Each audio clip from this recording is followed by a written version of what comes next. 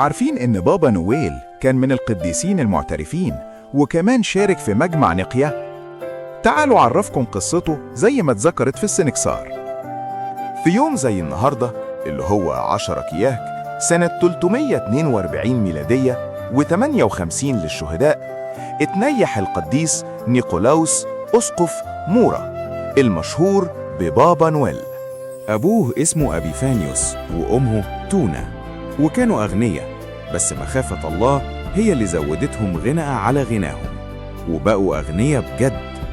كانوا نفسهم يبقى عندهم ولد، ولما كبروا في السن ربنا رزقهم بنيقولاوس.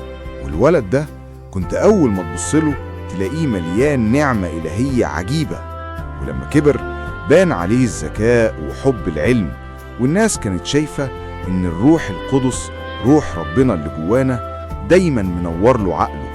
من وهو صغير اتعلم تعاليم الكنيسة واترسم شماسا، وعاش حياة بسيطة مليانة فضيلة ونسك. ولما كبر أكتر الكل شاف تقدمه في النعمة فرسموه قسيسا، وربنا اداله موهبة إنه يعمل معجزات، يشفي المرضى ويطلع الشياطين. في مدينة مورا كان في راجل غني، لكن الزمن خانه وفقد كل ثروته لدرجة إنه ما بقاش لاقي ياكل. والراجل ده عنده 3 بنات كبار وما اتجوزوش بسبب فقره، فالشيطان حاول يغويه ويوسوس له عشان يوجه البنات إنهم يمشوا غلط في الأعمال الشريرة ويشتغلوا فيها. لكن القديس نيقولاوس عرف الموضوع ده، لأن ربنا كشف له الموضوع كله وإيه اللي ناوي يعمله الراجل ده.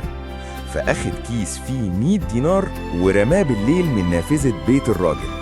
الراجل اندهش وفرح جدا، وقدر بالفلوس دي يزوج ابنته الكبرى. وفي ليلة تانية القديس نيقولاوس رجع ورمى كيس تاني، وبكيس المال التاني ده قدر الراجل يزوج ابنته التانية. الراجل اشتاق يعرف مين اللي بيرمي الكيس ده، وبصراحة الفضول أكل دماغه، وأصر المرة دي يعرف مين المحسن الغامض ده. فسهر الليل كله لحد ما اترمى الكيس التالت، وجري يشوف مين اللي رماه، ولقاه القديس نيقولاوس.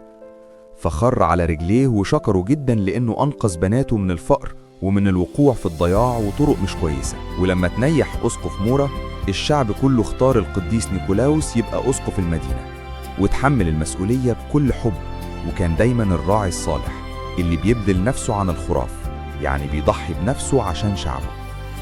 بعد شوية الإمبراطور دقلديانوس بدأ يضطهد المسيحيين، وقبض على كتير منهم وقفل كنايسهم. لكن القديس نيقولاوس كان دايما بيشجعهم يصبروا ويتمسكوا بالإيمان. في الآخر قبضوا عليه الجند وعذبوه عذابات مريرة جدا، وبقى في السجن لحد ما ملك الإمبراطور قسطنطين. خرج كل المسجونين بسبب إيمانهم إنهم مسيحيين، وكان منهم القديس نيقولاوس. رجع لكرسيه معزز مكرم.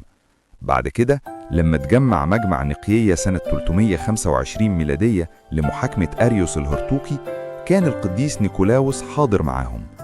ولما خلصت مسيرته الطيبة وعاش كل حياته بالإيمان والخير، انتقل للرب بسلام بعد ما قضى أكتر من 40 سنة على كرسي الأسقفية، وكانت سن وحياته تقريبا 80 سنة. بركة صلواته تكون معنا جميعا، ولربنا المجد الدائم إلى الأبد، آمين. ودي كانت الحقيقة الكاملة لقصة بابا نويل اللي كلنا كبرنا نعرفه. اكتب لنا في الكومنتات أول ذكرى فاكرها مع بابا نويل كانت إمتى؟ كنت بتستناه ولا بتخاف منه؟ وأكتر هدية نفسك فيها ولسه فاكرها لحد دلوقتي؟ ما تنساش اللايك والاشتراك في القناة علشان يوصلك كل جديد. سلام.